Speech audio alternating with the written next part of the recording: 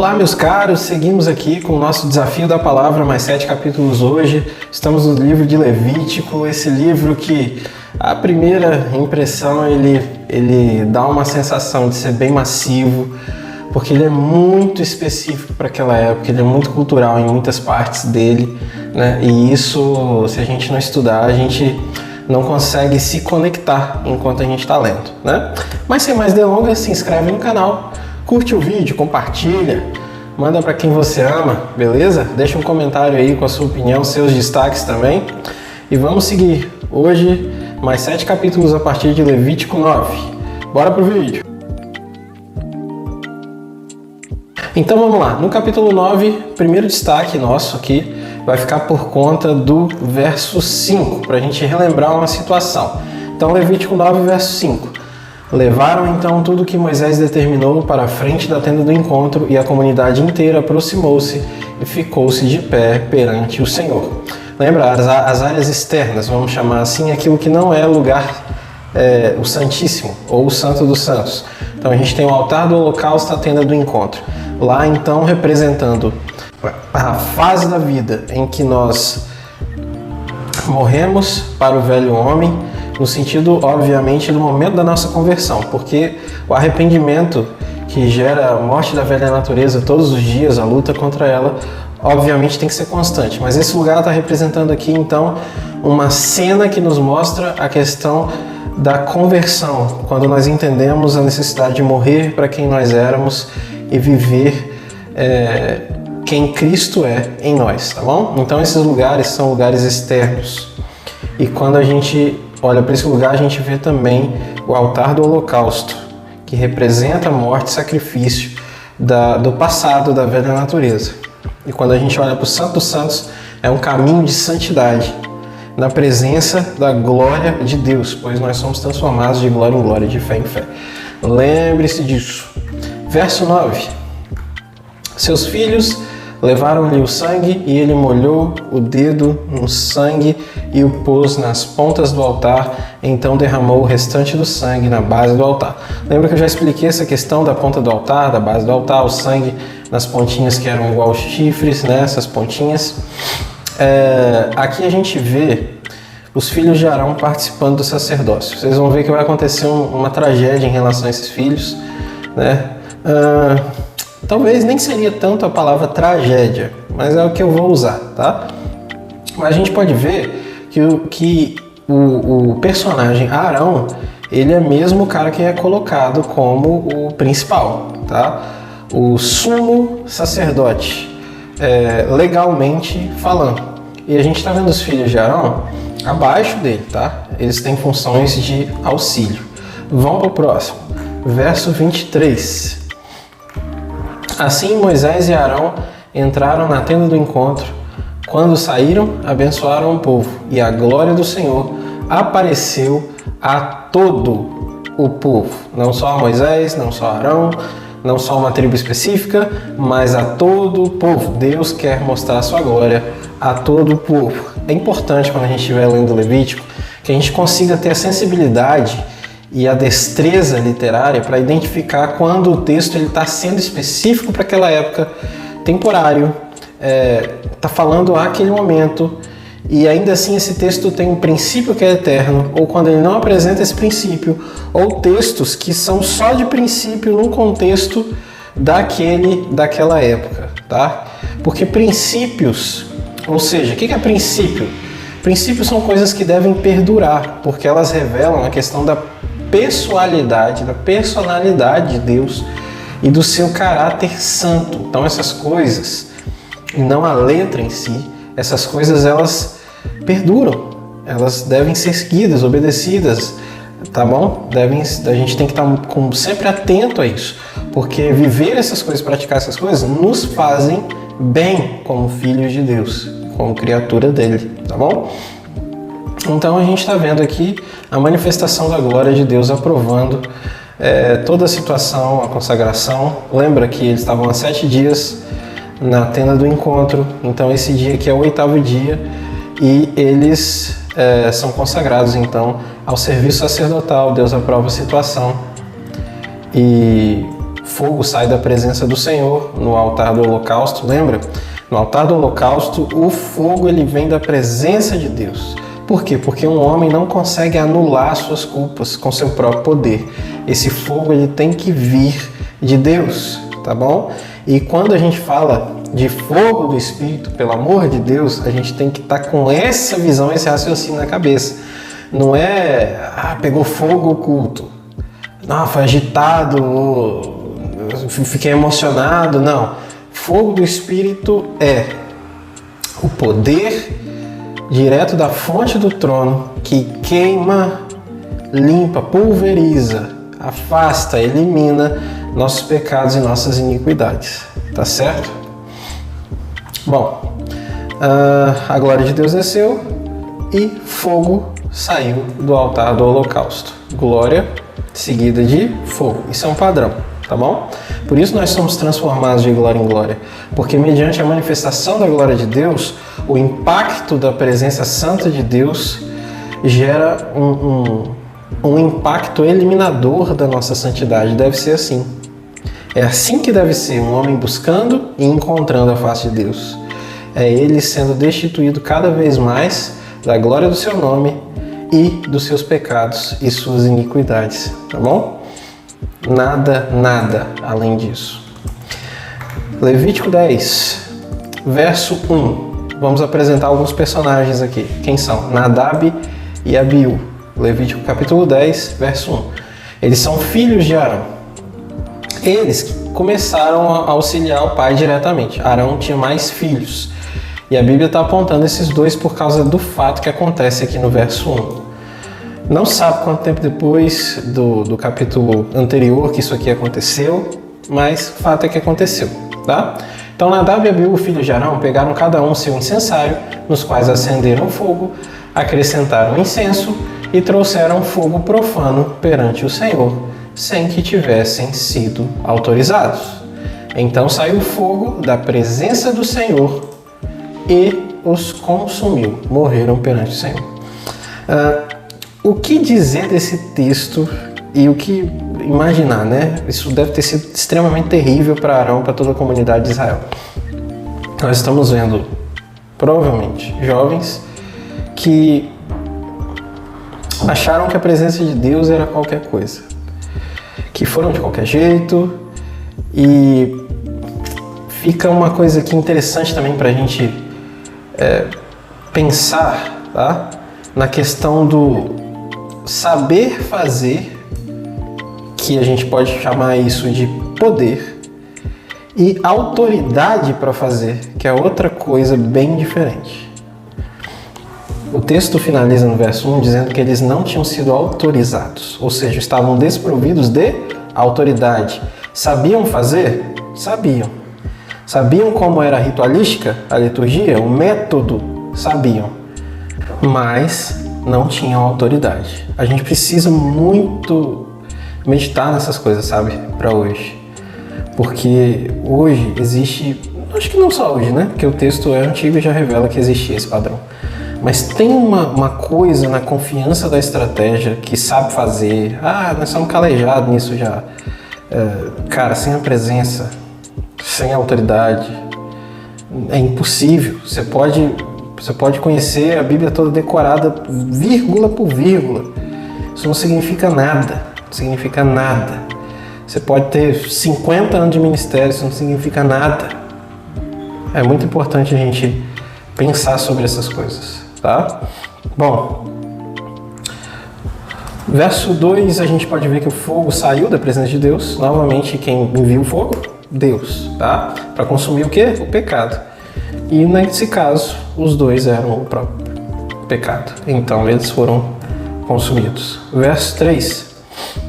Moisés então disse a Arão: foi isto que o Senhor disse: aos que de mim se aproximam, santo me mostrarei, à vista de todo o povo glorificado serei. Arão, porém, ficou em silêncio.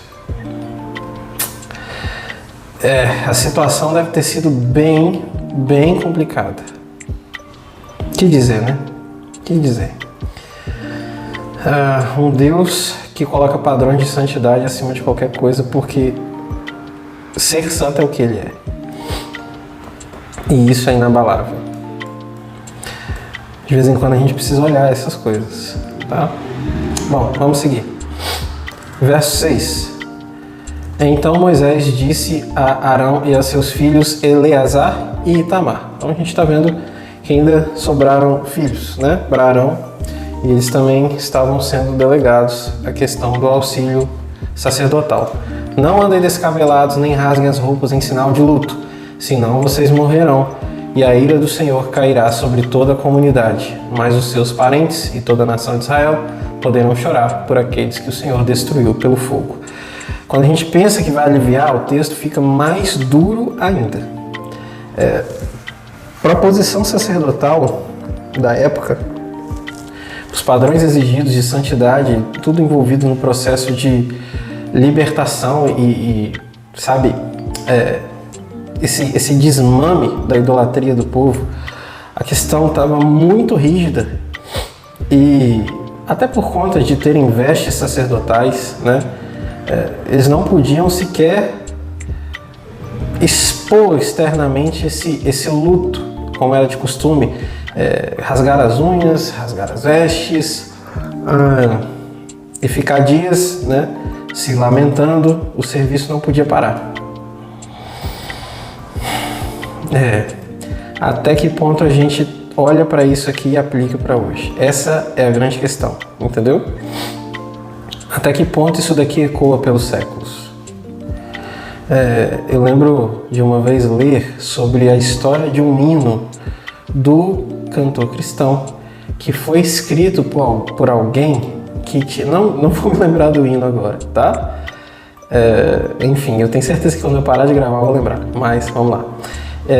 Esse hino foi escrito logo após o pai, né, que escreveu, perder esposa e filhos em um naufrágio, se eu não me engano.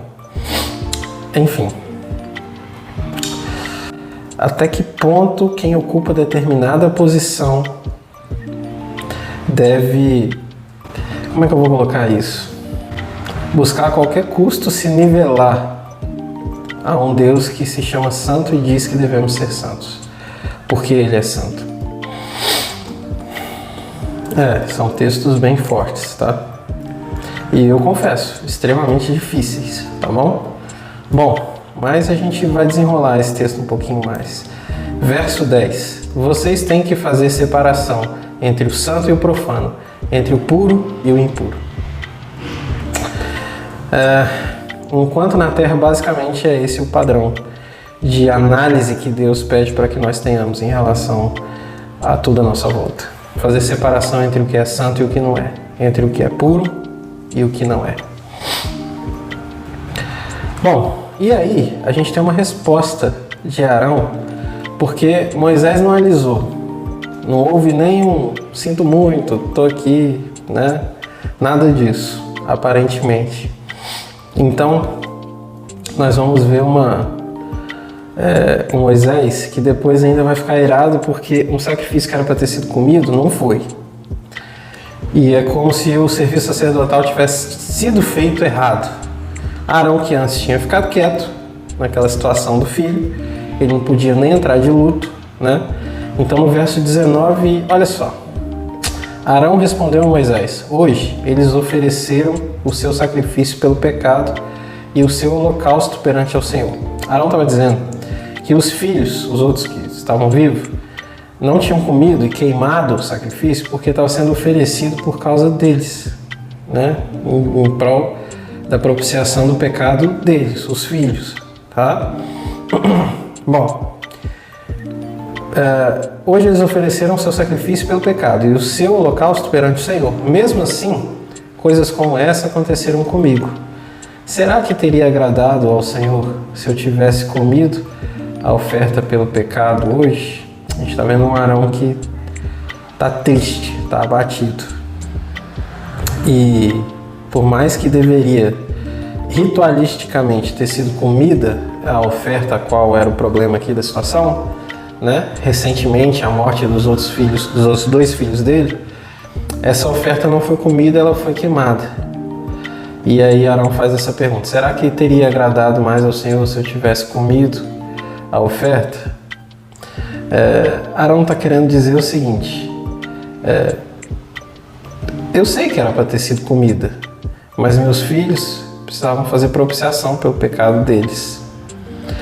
Que isso é muito importante. Afinal de contas, os outros dois morreram. E a questão toda era a santidade. Então, eu sou sacerdote, mas sou pai. E eu quero isso para os meus filhos. Que com eles seja diferente. Basicamente, é uma coisa parecida com isso que Arão está querendo expor. E Moisés, quando escuta isso, fica satisfeito. Ele entendeu. Mas o serviço não pode parar. Levítico 11. Verso 5. A gente vai ter uma série de leis agora que são civis, tá?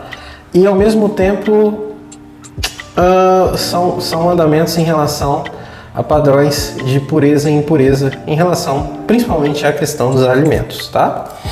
Bom, então no verso 5 a gente tem que o coelho e a lebre, embora eles ruminem, segundo a Bíblia, não tem casco fendido e, portanto, eles são impuros. Acontece aqui, vamos lá, esse texto, inclusive, ele é usado muito por ateus e coisas assim, para dizer que a Bíblia erra toda hora, é um exemplo aí. Enfim, a Bíblia está ensinando que coelho e lebre são ruminantes porque no olhar atual do conceito de ruminante hoje na biologia, não, tá certo? Só que, primeiro, é possível que nós estejamos falando de coelho e lebre. Os termos foram traduzidos por aproximação. Só aí, então, já seria problema resolvido, né? Só que a segunda questão é que a palavra, o verbo, né, ruminar no hebraico, significa só um animal que abocanha o alimento e eleva para cima no processo de se alimentar, de mastigação e deglutição, tá? E, obviamente, todos que trabalham mais ou menos com essa questão aí, eles não comem no chão e quando estão com a comida, elevam a comida, tá? A maior parte dos animais que tem essa prática na alimentação também ruminam, tá? No sentido moderno. Mas, para o verbo, significado naquele contexto, era nada mais do que um animal que levava o alimento na hora de comer, tá certo? Então, aparentemente, nada demais, nada de errado aqui, tá? E a gente precisa respeitar também, gente, as limitações de um texto antigo, de um negócio que calma lá, né? Palavras, às vezes mesma palavra com N significados, contextos extremamente sensíveis, um trabalho assim árduo da parte dos tradutores, principalmente por conta do entendimento da colocação das vogais no hebraico. Então, calma, gente. A gente não pode olhar, quando a gente fala de Antigo Testamento, e de novo também, tá? Mas quando a gente fala de Antigo Testamento, principalmente, não dá para olhar um texto e julgar ele só lendo em português, tá certo? E mesmo lendo em hebraico, também é necessário a questão do conhecimento do contexto histórico, geográfico, cultural, beleza? Então, destaque isso aí para a gente poder falar um pouco. Verso 41. Diz assim: todo animal que se move rente ao chão lhe será proibido e não poderá ser comido. Cobra, serpente, lagarto, centopeia, qualquer coisa assim nesse sentido também era proibido, tá? Muito provavelmente isso tem a ver com a questão do decreto de Deus liberado lá no Éden sobre os animais que se arrastariam ventre ao chão e rente ao chão, tá? Verso 44 e 45. Pois eu sou o Senhor, Deus de vocês. Consagrem-se e sejam santos, porque eu sou santo. Não se tornem impuros com qualquer animal que se move rente ao chão. Eu sou o Senhor que os tirou da terra do Egito para ser o seu Deus. Por isso, sejam santos, porque eu sou santo. Ok? A gente vai falar um pouco mais disso na frente, mas por enquanto é isso. Capítulo 12. Vamos lá. Esse capítulo 12 tem coisas aqui nesse capítulo, ele não é um capítulo assim grande, tá? Ele é pequeno em vista dos outros de Levítico e tem coisas acerca do fluxo menstrual. Então, o destaque fica por conta de ler mesmo esse capítulo todo, porque ele é curtinho. E um versículo ele vai ligando no outro, na questão da mulher se abster enquanto ela estava no seu ciclo, no seu ciclo menstrual, com sangramento e tal, dela se abster de várias coisas, inclusive relação sexual, de estar sentando em vários lugares, né? Naquele tempo, meus queridos, não havia absorvente interno, tanto é que a gente vai ver um profeta falando sobre trapos de imundícia, que eram os panos que as mulheres usavam para conter o fluxo menstrual, e depois aquilo era jogado fora, né? Porque não prestava. Então, assim, em se tratando de necessidades fisiológicas, sanitárias, a coisa era muito precária. E você pode ver que essa lei ela vai tentar fazer o máximo, explorando toda a tecnologia e recursos que havia naquela época. Então, quando a gente olha, por exemplo, no capítulo 12, que ele é bem cívico, a gente não pode pegar isso aqui e trazer para cá, tá? Por quê? Porque quando a mulher, por exemplo, naquela época, ela estava menstruada e ela sentava num lugar, muito provavelmente aquele lugar não era só uma coisa espiritual a nível de contaminação, mas aqueles panos e tudo, eles contaminavam com bactérias, com podridão. A mulher sentava e o fluxo ele tinha contato, realmente, porque não haviam barreiras eficazes e tudo mais. E hoje é completamente diferente, tá certo? Então, quando a gente olha para um negócio que é cívico e ritualístico, a gente tem que entender onde aquilo acaba e o que de princípio, se é que tem, fica ou não ainda, permanece, tá bom? E olhando para esse capítulo 12, a gente vê muita questão cívica muito forte, tá bom? Então, capítulo 13. Deixa eu colocar aqui. Primeiro destaque vai ficar por conta do verso 4. Se a mancha na pele for branca, aqui a gente está falando agora, a gente sai do fluxo das mulheres, a gente vai falar, a Bíblia vai trabalhar a questão de doenças de pele, tá? Que desde já, a questão lepra, sarna, que aparece aqui, não são traduções para lepra, sarna, que é hoje conhecido pela medicina, tá certo? Ou pelas ciências patológicas. Não é, vou repetir, não é. É uma aproximação, uma tentativa de preencher uma lacuna de tradução com um termo que deve ser levado em conta como sendo genérico, no sentido de que, por exemplo, quando eu falo de lepra, é uma generalização de N doenças de pele que, inclusive, na época, não haviam sido nem elucidadas distintamente como a gente tem hoje. Há um eczema, uma psoríase, a micose, mas é uma micose de que tipo? Enfim, é uma herpes zoster, é realmente hanseníase, por isso. Não tinha isso na época, tá? Então, quando vocês olharem isso aqui, vocês pensem em doenças ou sintomas de pele que poderiam ser doenças de pele, tá certo? Bom, dito isso, então, vamos lá.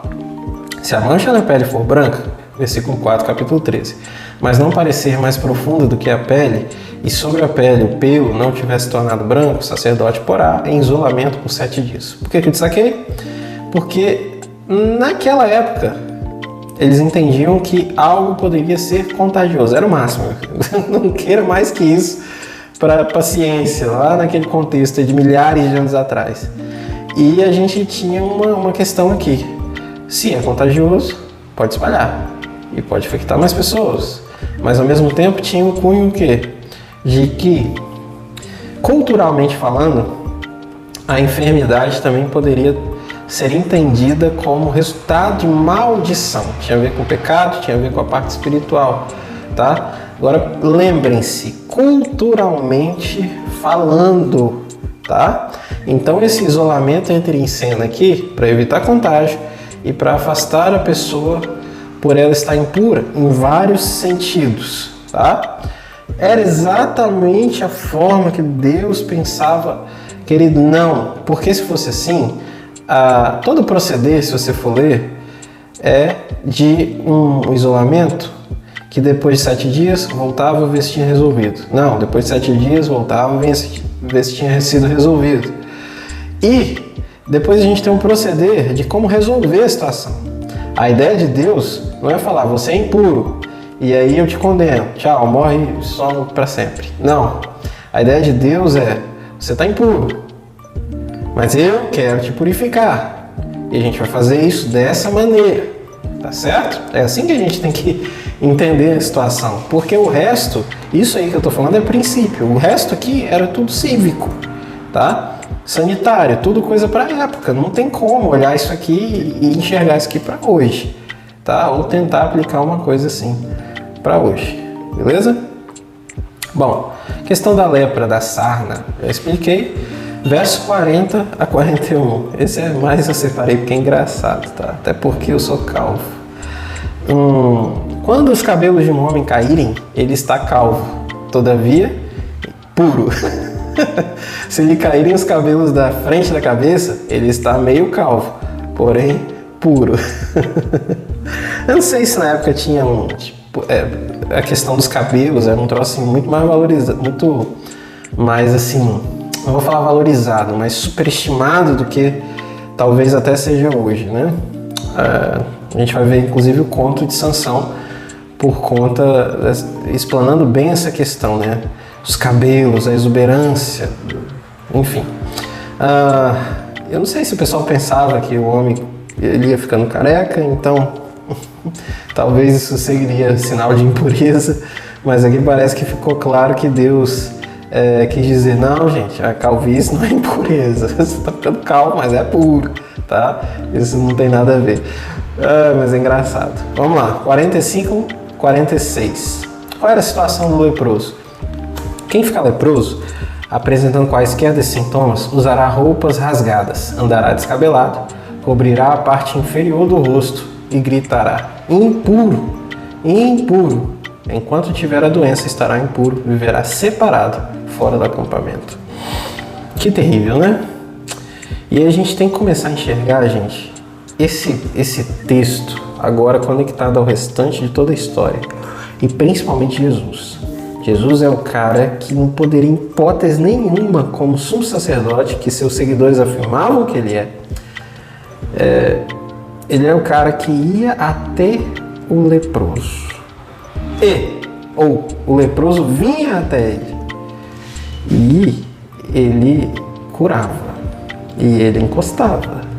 Enfim, então, Jesus seria um impuro.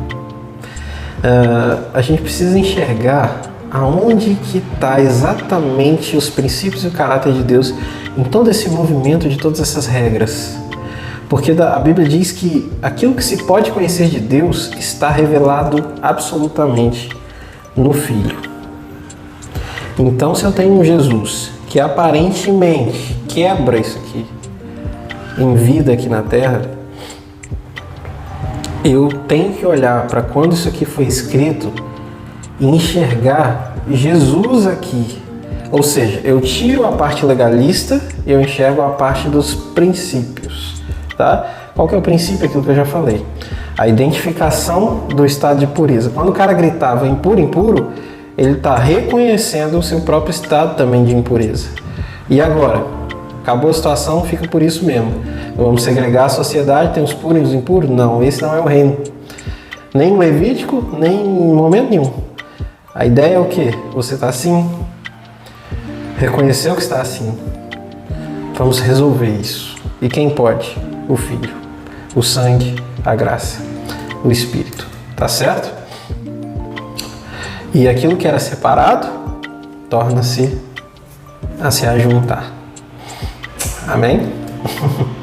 Levítico 14, verso 2, diz assim: esta é a regulamentação acerca da purificação de um leproso. Ele será levado ao sacerdote e tal. Então, nós temos agora toda uma lei para trazer uma metodologia de como um leproso deveria ser purificado. Tá vendo? A questão não é segregação. Por que então o judeu ficou segregando? E porque ele quis, porque o homem falha, porque a cultura é pecaminosa, porque estava cego de Deus, tá? A questão aqui é que nós estamos vendo um Deus agora que está mostrando claramente a intenção de purificação. E antes ele estava demonstrando claramente que a pessoa precisa se identificar, precisa saber, precisa ter consciência do seu estado impuro. Mas isso não significa que ele vai ficar impuro para sempre, separado para sempre. Agora temos um Deus que dirá acerca da purificação. Por quê? Porque esse Deus não quer que o leproso fique leproso. Por isso que Jesus curava o leproso, que a vontade de Deus é cura, tá bom? Será que é tão difícil de entender? Tá certo? Só que é bom curar quem entende que está doente e que precisa de cura. Verso 14. O sacerdote porá um pouco do sangue da oferta pela culpa na ponta da orelha direita daquele que será purificado, no polegar da sua mão direita e no polegar do seu pé direito. Você lembra que o sangue para consagrar o sacerdote era colocado na orelha, polegar de mão direita, polegar pé direito. Só que agora a gente está vendo um ritual que era para ser sacerdotal sendo aplicado sobre o leproso. Na purificação, sangue na ponta da orelha, no polegar direito e da mão direita e no polegar do pé direito. Para vocês verem, a questão aqui toda é Deus restaurando o interior, de dentro para resolver o lado de fora. De dentro para fora. Esse é o nosso Deus, tá? Então, a gente já explicou o significado disso daqui. Sangue na orelha. Por quê? Porque deveria ouvir Deus. Deveria se submeter à voz de Deus. Nas mãos. Por quê? Porque todo empenho de força e obra deveria ser focado para a glória de Deus, para o reino de Deus. E pés, por quê? Porque uma vida andando em santidade no caminho, tá? Então a gente está vendo um Deus aqui que está falando de santidade e trabalhando na purificação de uma doença. O que isso tem a ver? Tem a ver que é o princípio, que é tudo isso que eu já estou dizendo, tá? Muito mais do que o legalismo, as regrinhas, o passo a passo é o princípio, tá? E além disso, o sacerdote ainda pegar o óleo, além do sangue, agora é óleo, verso 17, óleo na ponta da orelha, óleo no polegar da mão direita, óleo no polegar do pé direito. O que é isso? Casa cheia, óleo é espírito, é consagração, é unção, tá? Não é só foi purificado e pronto. Você é purificado e você tem um papel e eu quero te usar. E eu quero ter prazer, eu quero habitar em você, tá? Tudo isso é apontamento. Então você pode ver que Deus, ele simplesmente, como diz a Bíblia, esquece o que passou, tá? Bom, o restante do capítulo vai tratar das questões do que seria a lepra. Lembra quando a gente olhou a lepra? A gente está olhando problemas de pele. Então você vai ver que sempre a descrição é que se o lugar onde tiver o sinal, né, ele for mais profundo do que o resto do nível da pele e tal. E agora a gente vai ver uma série de leis sobre como olhar essa lepra na casa, nas paredes, no chão, no teto da casa. Se tivesse um mofo, um sinal na parede e ele fosse comendo, entrando em profundidade para dentro do nível normal da parede. O que a gente tira disso? Tudo isso aqui é cívico. Então a questão, porque hoje é outro tipo de... Na época, cimento, nem sonhava com isso, tá? Aliás, cimento é um negócio até muito moderno, tá bom? Então, o que a gente aplica civicamente disso para cá? Nada. Mas o que a gente aplica de princípio? A gente está vendo no mesmo capítulo, numa continuação de contexto, a gente olha para corpo físico, que é templo do Espírito, e olha para uma comparação, tá? Uma correlação simbólica, corpo, a pele, né, ali, e casa. e nós, sendo esse corpo, e essa casa, tá bom? Então é dessa maneira que você vai ter que olhar para essas outras leis em relação à purificação da casa, que representa nada mais que a vida, assim como o corpo, tá bom? Levítico 15, versos 6 a 10. Ixi, agora vem um problema. Todo aquele que se sentar sobre qualquer coisa na qual esse homem se sentou, lavará suas roupas e se banhará com água, estará impuro até a tarde. Do mesmo jeito que a mulher poderia ter fluxo, e pode, tem, né, todo mês, tem um tipo de fluxo que é corriqueiro, agora o homem também pode, não corriqueiro, mas esporadicamente, apresentar corrimento, fluxo, tá bom? E aí, mesma coisa quando se tratava da mulher, mesma coisa, tá? Sem diferença de homem e mulher, vou repetir, sem diferença de homem e mulher, tá? Inclusive o fluxo natural, que aí a gente tratando da questão por exemplo, da poluição noturna, quando sai sêmen sem que o homem perceba enquanto ele dorme, também era considerado impuro e tal, tá bom?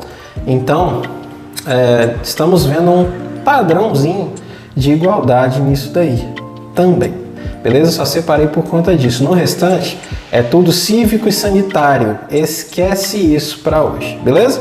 Bom, esse aí foi o vídeo desses 7 capítulos e logo mais a gente continua a partir do capítulo 16 para mais 7 capítulos. Foi muito bom ter vocês aqui. Qualquer coisa, qualquer dúvida, bota nos comentários.